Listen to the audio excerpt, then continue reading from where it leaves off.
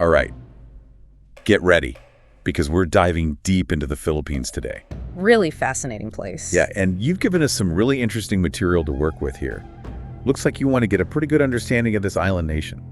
Oh, definitely. I mean, it's not just the beaches and the landscapes. Right. You know, those are pretty great too. It's also about understanding the people and the history and how they all kind of blend together. I'm intrigued already. And speaking of the landscapes, I mean, when we say island nation, we really mean it. Right. Over 7,000 islands? That just boggles my mind. 7,641 to be exact. Wow. And only about 880 are inhabited. Really? Yeah, so you can just imagine the diversity, the ecosystems and the landscapes, both above and below the water. I'm picturing a map right now, just trying to wrap my head around it all. Mm-hmm. I know it's divided into three main island groups, right? Luzon, Visayas, and Mindanao. Mm-hmm. But even within those, there must be so much variation. Absolutely. Luzon, of course, is the largest, and it's the most populous. So you have everything there from bustling cities like Manila to, the rice terraces that were carved into mountainsides, centuries ago. And then you have Visayas, which is known for those stunning beaches and islands that attract tourists from all over the world. And then Mindanao in the south is, it's its own story. I was going to say, that's the one I know the least about. It really is. It's culturally distinct. It has a large Muslim population and, faces its own set of challenges, for sure. Yeah, and we can't forget the location either, right? I mean, the Pacific Ring of Fire, talk about living on the edge. Talk about it. Active volcanoes, deep ocean trenches. Right. It's kind of a recipe for incredible beauty, but also for danger. Oh, yeah. It's a constant reminder of the power of nature. And it's not just theoretical, Yeah. People in the Philippines live with earthquakes, volcanic eruptions, and tsunamis. Right. It's a very real threat. Yeah. Take the Mayon volcano, for example. It has that perfect cone shape. Oh, I've seen pictures, yeah. But it's erupted, almost 50 times in the last 400 years. Wow. Yeah, that's an active volcano. It is. And I remember reading about Mount Pinatubo erupting back in 91. That was a global event, wasn't it? It was. It was huge. It was the second largest volcanic eruption of the whole 20th century. Wow. Yeah, and the effects were felt everywhere. Ash clouds circled the globe, and it actually caused global temperatures to drop for a couple of years. It makes you realize how connected everything is. It really does. Something happens on what seems like a remote island in the Pacific, and it can have these ripple effects all over the world. Absolutely. And speaking of connection, that brings us to the people of the Philippines. Right, because it's not just one big homogenous group, is it? Not at all. You've got this incredible tapestry of cultures and ethnicities. Yeah, and it's influenced by centuries of, trade and migration. Exactly. Over 95% of the population are Austronesian-speaking groups. Okay. So their ancestors actually migrated from Taiwan thousands of years ago. Interesting. Yeah, but even within that, there's just so much diversity. We're talking over 170 languages spoken across the islands. 170? Yeah. Wow, that's more languages than some continents have. Right. It makes you wonder, how do Filipinos navigate this linguistic landscape? Is there a common language that unites everyone? Well, there is. Filipino, which is based on the Tagalog language, is the official language. Okay. But that diversity really speaks volumes, doesn't it? It does. About the distinct cultural identities. It's not just about language either. You've got these three major cultural and religious divisions. You've got Christians, Muslims, and indigenous tribes. And I can imagine those divisions probably haven't always coexisted peacefully. No. Especially given the country's long history of colonization. Right. It's hard to imagine any colonial power coming in and not trying to impose their own culture and beliefs. Exactly. And the Philippines has seen its share of colonial powers, hasn't it? Spain, the United States, even Japan for a period during World War II. Mm-hmm. They've all left their mark. And understanding that legacy is kind of key to understanding the Philippines today, I think. It really is. So let's start with the Spanish influence, because I have to admit, when I think of the Philippines, one of the first things I think of is its Catholic population. Right. That's a direct legacy of Spanish rule, isn't it? It is. They arrived in the 16th century, and with them they brought Catholicism. But, it's important to remember that it's not like the Philippines was a religious blank slate before that. Right. There were already established indigenous belief systems, along with influences from Hinduism and Buddhism and Islam. Mm-hmm. So how did Catholicism manage to take such a firm hold? Well, it's a combination of things, really. They used persuasion, but also forced to spread Christianity. They built missions, they built churches, they actively converted the population. But it wasn't uniform. I mean, in some areas, Catholicism actually blended with those indigenous beliefs. Oh, interesting. Yeah, creating these unique forms of syncretism. That you don't see anywhere else. Exactly. That syncretism is fascinating to me. It speaks to the Filipinos' ability to adapt, to integrate outside influences, but still hold on to those cultural roots. Makes me wonder how that blending of beliefs played out in everyday life. Yeah. Did it create internal tensions? Oh, definitely. I mean, it shaped the social and cultural landscape. Right. In some cases, it led to the suppression of indigenous traditions. Right. But in others, it created a much more complex, layered religious experience. Oh, I can imagine. Take, for example, the concept of anting-anting, which are amulets or charms that are believed to possess supernatural powers. This is a pre-colonial belief, but it's still very much alive in the Philippines today, and it's often intertwined with Catholic practices. Wow, so it's like this ability to hold seemingly contradictory beliefs or practices in tension with each other. It seems like Filipinos have this very unique way of navigating cultural complexity. Yeah, I think you're definitely onto something there. It's a theme we'll see again and again, I think, as we dig deeper. This ability to adapt, to blend, to resist. Right. It's all part of what makes this country so compelling. Okay, so I want to unpack that more. Let's talk about the Spanish colonial period in a little more detail. Yeah. It wasn't just about religion, though, right? I mean, it was about power, resources, control. Exactly. I mean, they established a colonial administration, right? That extracted wealth from the islands. They controlled trade. They imposed taxes. They exploited the labor of the Filipino people. Yeah. So naturally, that led to resistance. Right. It's hard to imagine any population just passively accepting that kind of treatment. No, not at all. How did the Filipinos push back against that Spanish rule? Well, there were armed revolts. Of course. Led by figures like Diego and Gabriela Salang, who really became symbols of resistance against colonial oppression. Yeah. But there were also these more subtle forms of defiance. Oh, interesting. Through music, through literature, even religious practices. I'm curious about those more subtle forms. What's an example of that? Okay, so take the Passion, for example. Okay. So it's this narrative of the Passion of Christ, and it's chanted during Lent. Okay. But it became more than just this religious ritual, right? Right. Filipinos used it to actually express their own suffering. Wow. Under Spanish rule, subtly weaving in these critiques of the system. That's incredible. So using something seemingly innocuous like a religious chant as a way to voice dissent. Exactly. It speaks to their ingenuity, their determination to hold on to their identity in the face of all of that. Absolutely. Wow. So it shows that resistance can take many forms, and it often arises in the most unexpected places. And I imagine that spirit of resistance eventually culminated in a full-blown revolution. It did. Yeah. Okay, so before we get into that, we need to talk about this group that emerged in the late 19th century. Okay. The Ilustrados. So they were the educated elite, and they were influenced by those liberal ideas from Europe. And they were the ones who began advocating for reforms. Yeah, within the Spanish colonial system. Think of them as the intellectuals, the writers, the thinkers. Right. They laid the groundwork for the fight for independence. So planting the seeds of revolution through their writings and their activism. Were they pushing for complete independence, or were they hoping to achieve some kind of compromise with Spain? That's a great question. Yeah. It really speaks to the complexity, I think, within the Filipino independence movement. Right. Some Ilustrados, like Jose Rizal, for example, Yeah. advocated for these peaceful reforms and greater autonomy within the Spanish Empire. But others, like Andrés Bonifacio, believed that armed revolution was the only path. So a little tension brewing there. Oh, yeah. Different factions, different ideologies, all united in their desire for change, but maybe not totally aligned on how to get there. Exact. So that sets the stage for a very fascinating chapter in Philippine history. It really does. And as we get into that revolution, we'll see how those different strands, those different approaches to achieving freedom will actually play out. I can't wait to hear more. Let's dive into that revolution. So we've got these Ilustrados pushing for change, some wanting peaceful reforms, others calling for revolution.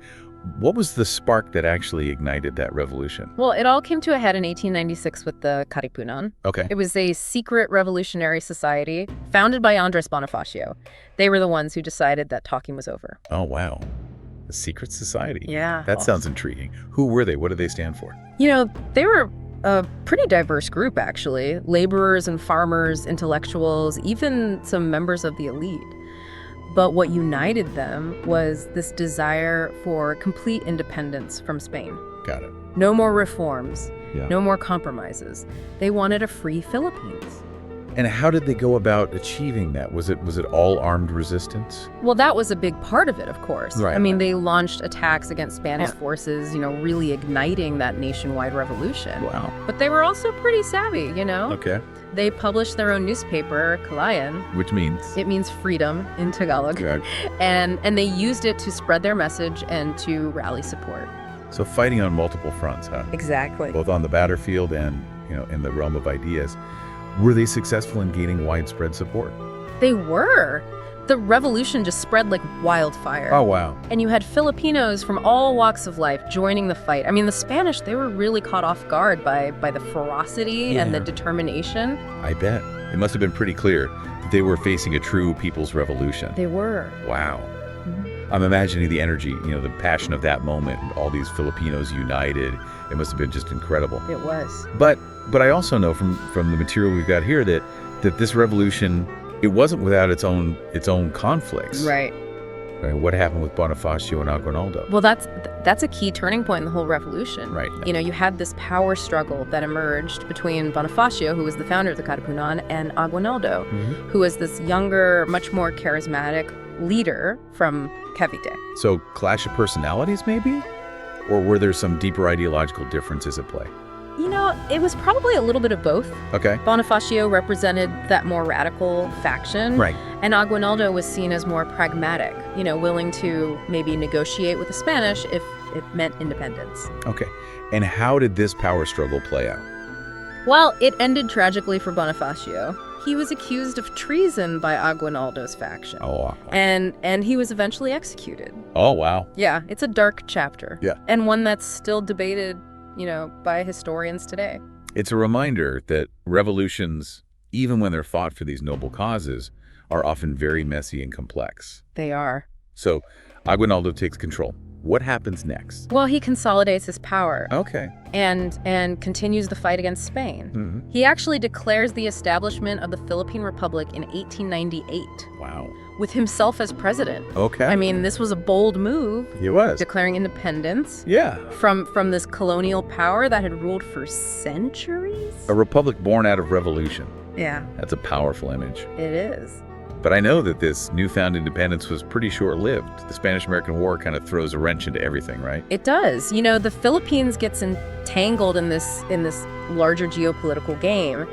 And the Filipino people find themselves, caught in the middle. Right. Here come the Americans, fresh off their victory against Spain. You'd think they'd be eager to support the Filipinos in their fight for freedom, right? You would think. I mean, after all, they just fought a war against colonialism themselves. Yeah, but it wasn't that simple. Of course not. The United States had their own ambitions, Right. And they saw the Philippines as this strategic asset in the Pacific. So instead of recognizing the Philippine Republic, they decided to just make it a colony of their own. Pretty much, and that led to another conflict. Another one. Yeah, the Philippine-American War. That's heartbreaking. I mean, they fought so hard for their freedom, only to end up back under the control of another foreign power. I know. It seems like a recurring theme in their history, this constant struggle for self-determination. It is. This resistance, this resilience, it's really woven into who they are. So how did this Philippine-American War play out? I mean, did the Filipinos resist the Americans with the same ferocity that they had resisted the Spanish? Oh, absolutely. They use guerrilla tactics, fighting this war of attrition against a much larger and much better equipped enemy. Right. And figures like Apolinario Mabini emerged. Okay. He was a brilliant strategist, revolutionary thinker, Yeah. became a leader of the resistance. So, I mean, they were up against it from the start, weren't they? I mean, facing a superpower like the United States. Yeah, it was David and Goliath. Wow. And tragically, the war resulted in the deaths of, hundreds of thousands of Filipinos. Just devastating. It was a brutal reminder of the cost of freedom. And in the end, American military might prevailed. It did. The war officially ended in 1902. Okay. And the Philippines became an American colony. But, that spirit of resistance never really died. Right. They continued to fight for their independence, just through different means, political activism, cultural expression. Yeah. This persistent belief in their right to self-determination. I'm struck by the resilience of the Filipino people. It seems like they just face these setbacks over and over again. And yet their spirit never breaks. They never give up on this dream of a truly free and independent Philippines.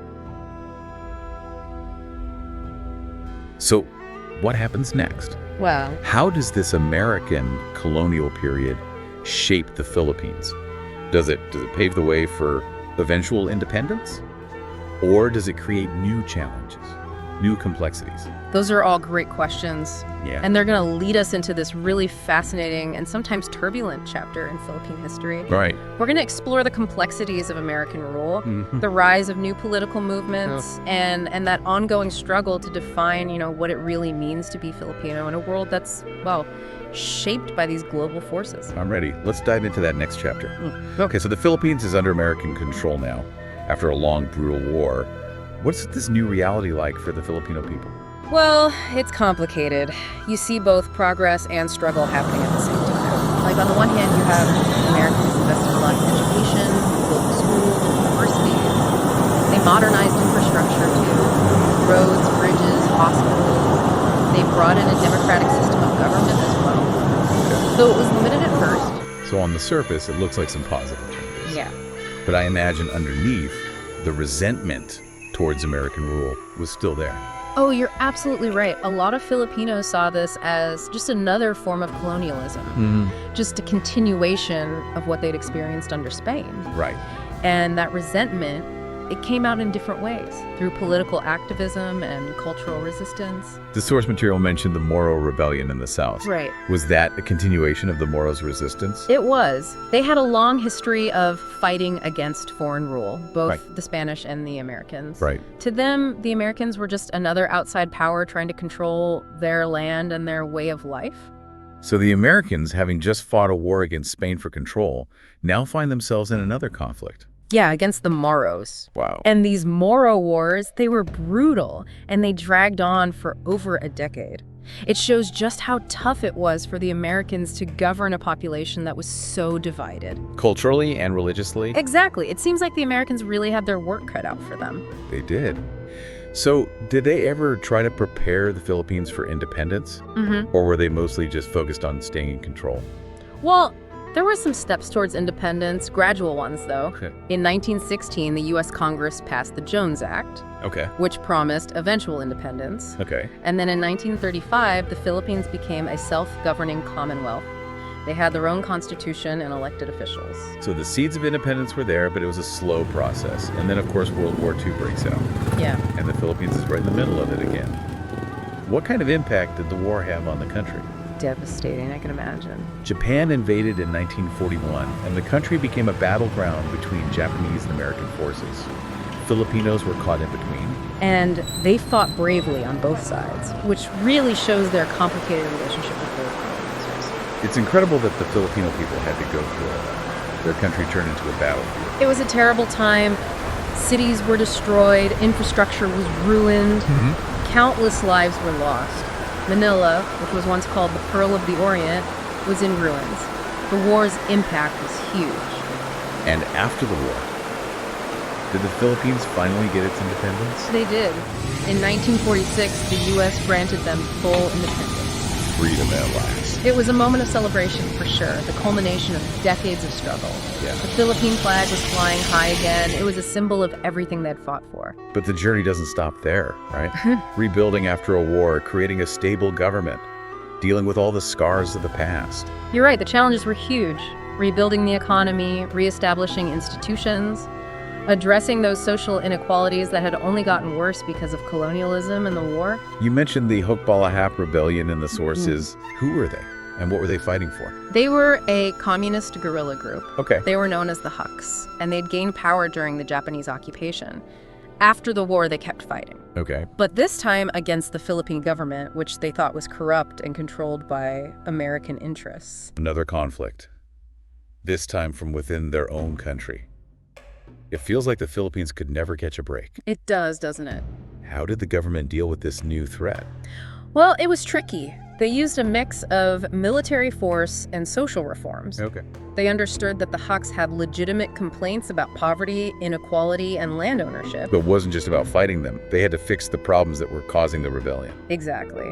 And during this turbulent time, this charismatic leader came to the forefront, Ramon Magsaysay. Yeah, Magsaysay, a real hero in the Philippines. He is. He became president in '53, and people remember him for his fight against corruption and his genuine care for the common people. He made real progress against the Huks. Not just with military force, but with offers of amnesty and land redistribution programs. He sounds like a true leader, someone who understood what his people needed. He was. It's a real shame that he died in a plane crash so early in his presidency. It was a huge loss for the Philippines. Magsaysay represented hope and progress. Right. And a new way of doing politics. It's hard to recover from something like that. So what happened after Magsaysay? Did the Philippines stay on that path of progress and reform? Sadly, no. The next few decades were full of political instability, economic troubles too, Okay. and the rise of authoritarianism. And that leads us to the Marcos era. Right, Ferdinand Marcos. He ruled for over 2 decades, right? He did. His rule, it's often linked to corruption and human rights abuses and silencing anyone who disagreed with him. How did he manage to hold on to power for so long? A few things came together. He got into power democratically at first, but slowly tightened his grip, declaring martial law in '72. He used propaganda, he gave favors to people who supported him, and he used force to silence his opponents. I remember the source material talking about Benigno Aquino Jr.'s assassination in '83. Right. That seemed like a turning point. It really energized the opposition to Marcos. It was. Aquino was a prominent opposition leader. Marcos had exiled him. Right. But when Aquino returned to Manila, he was shot and killed at the airport. That's terrible. It was a shock that sparked outrage, and it fueled a movement for democracy. And that all led to the People Power Revolution. Yeah. A non-violent uprising that forced Marcos out in '86. That's such an inspiring story. Millions of Filipinos in the streets, demanding change, taking back their democracy. It is. It really shows what people can do. Even the strongest dictatorships can fall when people come together. We've covered so much ground today, it's been a whirlwind. From Spanish colonialism to American rule, wars and revolutions, the rise and fall of dictators. What's the takeaway for our listeners? What do you hope they've learned from this deep dive? Well, the Philippines has a really rich and complex history, shaped by its unique geography, diverse people, and their resilience. Their resilience, yes. Understanding that history is so important for understanding the Philippines today. You know, that their culture, their economic and political situation, their desire for a just and fair society. It's been a fascinating journey. We've just scratched the surface, but I hope this has made you curious to learn more about the Philippines. It's a country with so much to offer, stories to tell, lessons to learn, and a future full of possibilities.